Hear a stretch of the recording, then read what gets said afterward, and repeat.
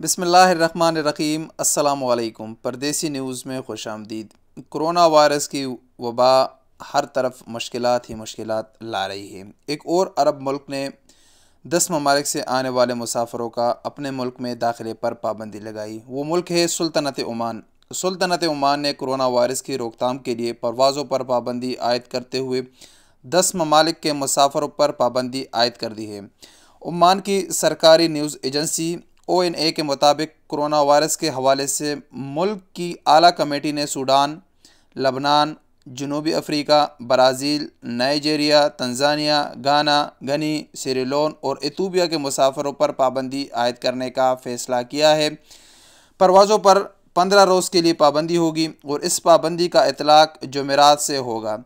अल्हम्दुलिल्लाह, इसमें अच्छी बात यह है कि इसमें पाकिस्तान, इंडिया, बांग्लादेश और एशियाई ममालिक इसमें शामिल नहीं है। अब ओमान ने ये जो पाबंदी लगाई है ये ज़्यादातर अफ्रीकी ममालिक है। इन ममालिक पर पाबंदी इसीलिए लगाई गई है कि वहाँ पर कोरोना वायरस की तादाद बढ़ रही है और ज़्यादा है। ओमान में ख़ुद इस वक्त कोरोना वायरस की तादाद इतनी ज़्यादा नहीं है, लेकिन ओमानी हुकूमत कोई रिस्क नहीं लेना चाहती। वो एहतियाती तदाबीर पर अमल करने के लिए कि उनको कोई मसला पेश ना आए, वहाँ पर केसेस ना बढ़े, इसीलिए उन्होंने 15 रोज़ के लिए इन ममालिक पर पाबंदी लगाई है। ओमानी शहरी, सफारतकार और तिब्बी शुबा से वाबस्ता अफराद को इन पाबंदियों से इस्तिस्ना है, ताहम इन्हें कोरोना वायरस की रोकथाम के लिए नाफिज ज़वाबित की पाबंदी करना होगी। ओमान की हुकूमत ने अपनी शहरियों और मुकीम रिहायशियों पर जोर दिया है कि वो बैरून मुल्क से सफ़र से गुरेज करे और ना सिर्फ नागज़ीर सूरत हाल में ही सफ़र करे।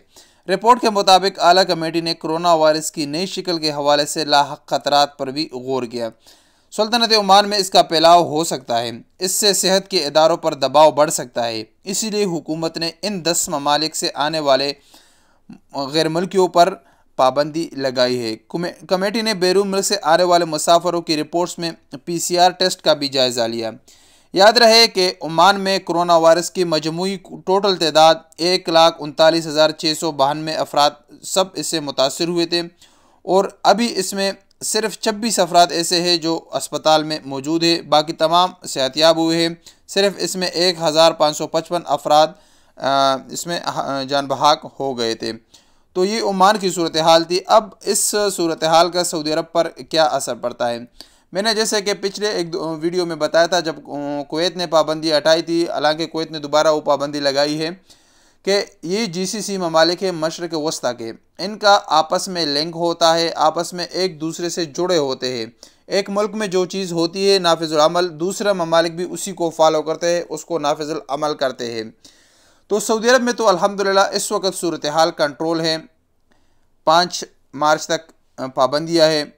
5 मार्च को आगे सूरत हाल का पता चलेगा कि हुकूमत किस तरफ जाती है, क्या फ़ैसला करती है। लेकिन इंशाअल्लाह उम्मीद है कि हुकूमत बहुत अच्छा फ़ैसला करेगी।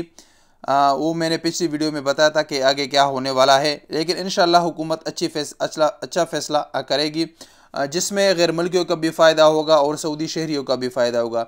इस वक्त सूरत हाल ये है कि कोई भी मुल्क रिस्क नहीं लेना चाहता। यानी अरब ममालिक में इस वक्त कोरोना वायरस की सूरत हाल कंट्रोल है, यहाँ पर केसेस ज़्यादा नहीं है।